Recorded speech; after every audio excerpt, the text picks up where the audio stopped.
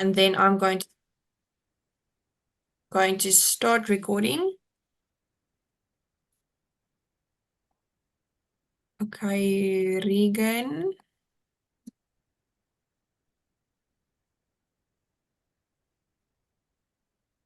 Regan, don't you want to just leave and reconnect again? Or do you know where the mute and unmute button is? Or doesn't it work for you? Okay.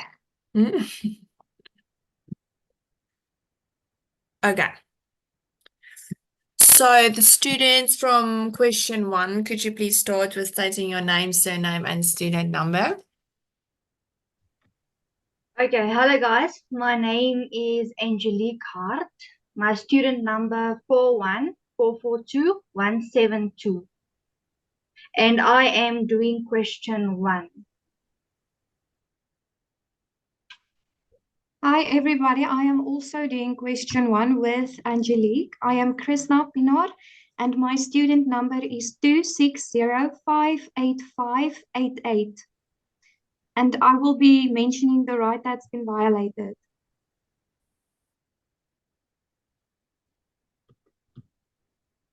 Okay. Thank you guys. I'm Danica Barnard, student number 41671309, and I'm doing question 2. Hello everyone, I am Janice Fisher and I will be doing question 2 with student number 4008080. Hi guys, I'm Laura Ann Barnard. My student number, I'm doing question 3 and my student number is 27221202. Hi everyone, this is Amelie van Doe with student number 4089067, and I will also be discussing question 3 with Laura Ann. Hi everyone, my name is Tammy and my surname is Dixon, student number 40904318, and I'll be doing question number 4 with Regan. Hi everyone, I'm Ufente Kumalo and my student number is 30140153, and I will be doing question 5 alongside Marine Herbert, and her student number is 41557123. Thank you, Ufente, for also naming Marine's name. She unfortunately couldn't join us. Okay, so we can start with question 1. Angelique, you guys just cite your question again, and then you can start naming the answers you have, and then we discuss it further. Okay, question 1. Find one example of a disciplinary challenge or learner misconduct that teachers and schools in South Africa face often. That could be something you have experienced yourself as teachers, or a news report, a video you found online, a GIF, or any other example of learner misconduct or disciplinary issue you came across. Also mention the human rights that are violated by the disciplinary challenge that you identified above. Okay, so we went with bullying. I am responsible for the first section of the question. So I said, as a student teacher, I'm working at a school. I have experienced learners that's being bullied or beaten up during break time. It happens often with us. The victim is usually someone younger than them. When this happens, there are no teachers or LRCs in the environment. So it's basically like leaders. Over a period of time, the learners, victims, will be scared to come to school, go out for break, and they will not participate in school activities such as sports or concerts. So most of the time, bullying leads to learners will isolate themselves from the others. This includes functions at schools, outdoor activities, all of those things. They can get depressed, communication problems will occur most often, and they will most likely be breaking rules around the school. So will basically, at the end of the day, the negative impact they will have is they will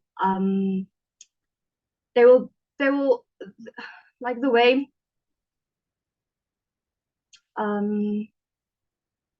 they will start breaking rules, so they will not be disciplinary against the school and all of those things. So basically, on the end of the day, the parents will be called in on the behavior. But the problem is it doesn't occur, or the main problem isn't with the learner, it happens with the bullies. Okay. Chris, now over to you. Thank you, Angelique. Yes, I will be mentioning the right that's been violated due to bullying. So the human right that I have stated that's been violated can be found in the Constitution of the Republic of South Africa, 1996. It is in the Bill of Rights underneath freedom and security of the person, section 1E, which states the following, that a person should not be treated or punished in a cruel or inhuman way. So that is basically what I went with there. Over to the next person. Thank you, guys. So I'm doing question 1 with Janice, and our question 2 is asking what are the causes of the above mentioned problem, the disciplinary challenge. So I agree with you guys, Angelique. I'm also working at a primary school, and it's a daily based thing that students is bullying each other.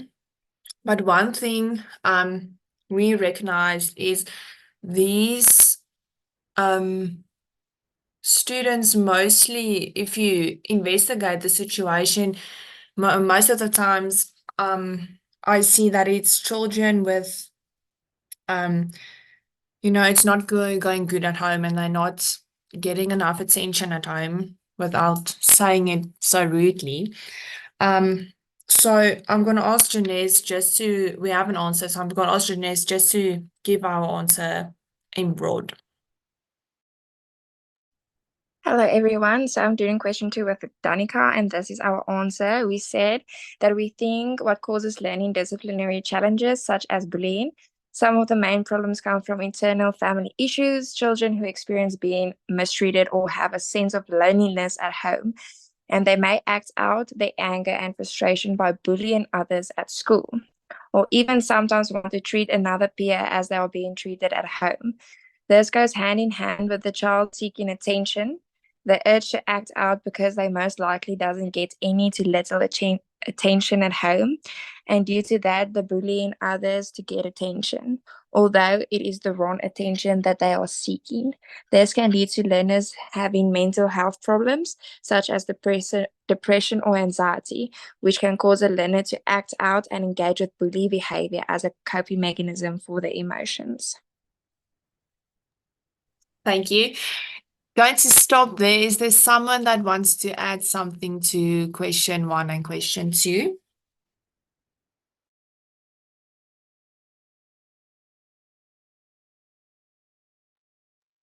Yes, this is offensive. I also think that some of the reasons why bullying can occur is because of as the bully, a student can have low self-esteem or even issues at home. As you said, some learners have like socioeconomic issues. It doesn't justify their actions, but it is part and parcel of the behavior that they model at school. They want to feel superior because at home they're not made to feel heard or seen. And even in school, if a learner or a peer is doing better than them, then they also want that kind of attention, that a student who is doing better than them or is getting positive attention. So they will also do anything to get that kind of attention, and maybe sometimes to make the other students feel like they are better than them too.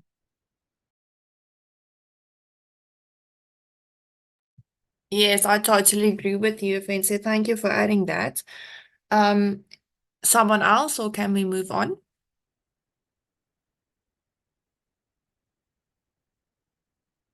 No one? Okay.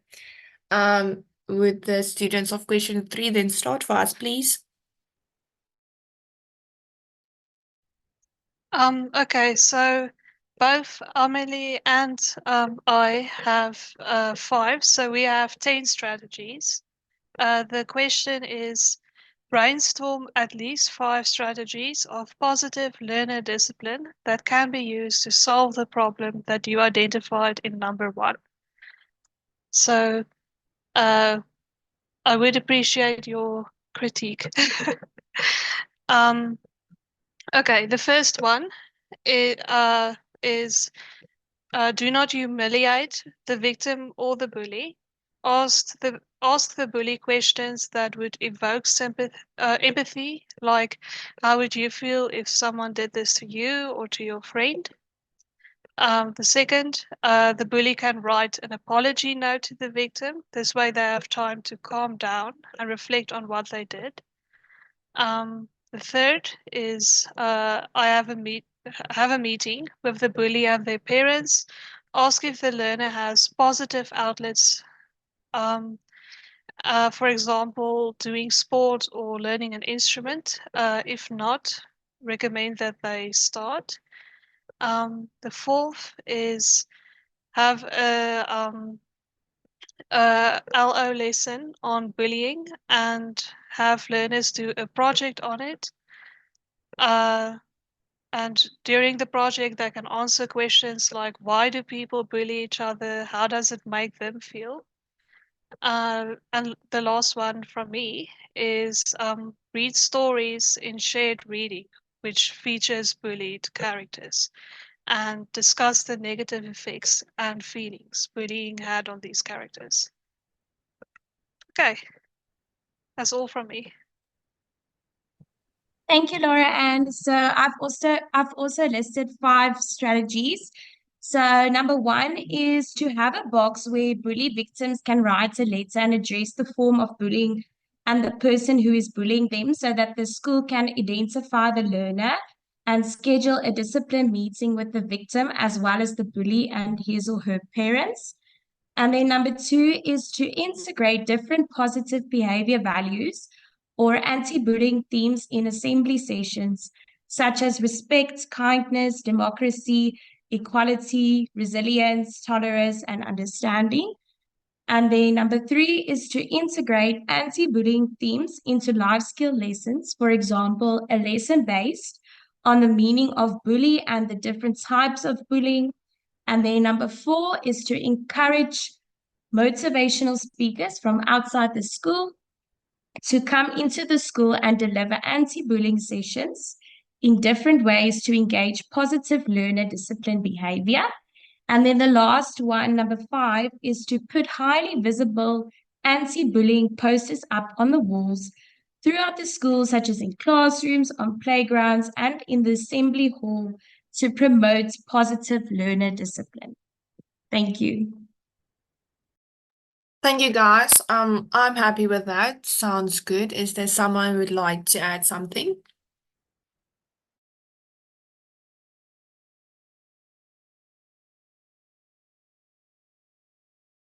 No one? Okay. Then students of question 4, please go ahead. Hi, thank you very much. So firstly, I just want to say thank you to both of them for all those strategies. I feel like using a combination of any would honestly help any student and teacher just kind of navigate this situation. But the one that I'd like to focus on the most would probably be the one that promotes empathy and understanding, in my opinion, not just for the victim, but for the bully as well. Because we do need to remember as foundation teachers, children aren't born evil. They don't want to bully. As you guys mentioned, it's a lot of internal things happening at home. It could be their circumstances, a lot of those things. So I feel it's really, really important when we do teach learners about bullying and how we can, work through it, get solutions. It's really, really important to remember that we have a victim and a bully that both need understanding of. So by doing this, obviously, we still need to make sure that there is some accountability and responsibility for the bully. It doesn't mean that they get off scot-free because they can say it's the circumstances, it is still really important. But the reason that the solution I preferred the most was the live orientation lesson on bullying. I feel that it is a very, very good, as it approaches the impact that bullying can have. It can help learners understand why it happens. It helps them critically think, what are the consequences if you do bully, what this could happen to you. Apologies if I shake a little bit. I'm really nervous public speaking, so I'm a little bit shaky. But yes, I feel like if we actively involve students in a project like that addresses the root causes of the bullying, then we can help them be more empathetic and responsible. Now, the reasons or the things I think we can include in this lesson, because I don't want to just say let's do a lesson and then move on. I feel like we could, in the lesson, we can do an open discussion of the definition of bullying, the different forms that it comes in. It's not just physical. There is verbal, there's cyber, there's emotional. You can't just say someone's bullying, you see someone because he said an ugly word, like, oh no, that's not bullying because it didn't push him. So they need to understand that bullying does come forward in different forms. Then we could go through different scenarios, what bullying is, so that they can see an example of it. By doing some role playing, not physically where a student bullies others, but just to show them in practice how they could intervene in bullying situations. So if they see something like this, what steps can they follow to report it or to stop and be like, stop, the teacher's coming, that sort of thing. And then lastly, the project that they can actually physically work on, which they can go do in the school community. They can make posters of it and they can put that around the school. I feel like that's a very good way of doing an orientation lesson, which kind of gives them the guidelines to know what is bullying, how to prevent it, to remember to be empathetic towards others, and that everyone is just human, but that the bullies must know there are consequences for their actions. Okay, I think that is me. I'm now going to give over to Regan. She'll be doing another solution, as we feel there were so many good points made that we really wanted to talk about more than just one. Thank you. Okay, so Regan, I see you posted your answer in the chat. So you guys can totally go and read it. I'd just like to say we have a certain amount of time left on Zoom. There's about 5 minutes left. So just to make it simple before we go on with question 5, can I ask that I end the meeting and then just everybody join again so that we can just start over with enough time for Fente to give an answer. If you can do it in 4 minutes, we can do it, but I don't want to rush you. No, it's okay. I Okay. will be able to do it in the time allocated that's left. Thank you. I just want to say I copy and pasted Regan's answer here on the group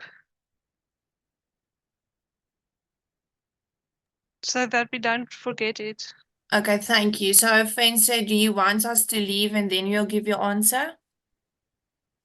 If it's okay, we can just do it now. Okay, go. We have 4 minutes.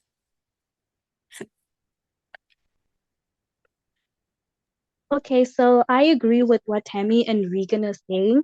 They've actually mentioned in their answer what our answer is, and it's question 5 about making learners aware of what bullying does. And also, can I just mention, I'm sorry, this is the answer from Marine and I. So it's Marine and Offense for question 5. Okay, so they've already touched base on that and making awareness of the impact and how you can be empathetic towards both the victim and the bully, because it's important to understand both sides, even if it's not justified. We're not saying that the behavior is okay, and by making the learners, the bully and the victim, aware of the kind of impact that bullying has, it'll be how do I put this? It'll be effective, yes. It'll be effective in helping them stop the bullying and increase positive change within. the school or whatever the situation may be. So we also thought that to monitor the implementation, we can also do like follow-ups on um, whatever that has been implemented. For example, if there's counseling, if a learner goes for counseling during the bullying, when they are in, for example, the lesson that Tammy and Regan implemented, we can monitor how they are around other students. Are they showing empathy in scenarios that are given to them? Do they understand what is happening? Are they able to apply what they learned in therapy or counseling? So yes, that would be a summary of our answer.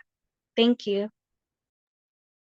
Thank you so much, guys. Just quickly before we end this meeting, can I ask you guys to all just type out your answer in a Word document, and you can just paste it on our group, and then it's due on Monday, so I will give you tomorrow to do it, and then on Monday morning, just so that I have everybody's Word documents, please. And then I will put it all together and I will send the final on the group first before I submit it.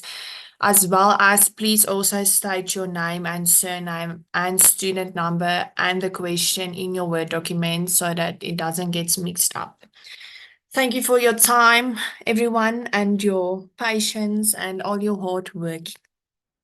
Thank you. Bye. Thank you. Bye. Bye. Bye. Thank you, everyone. Bye.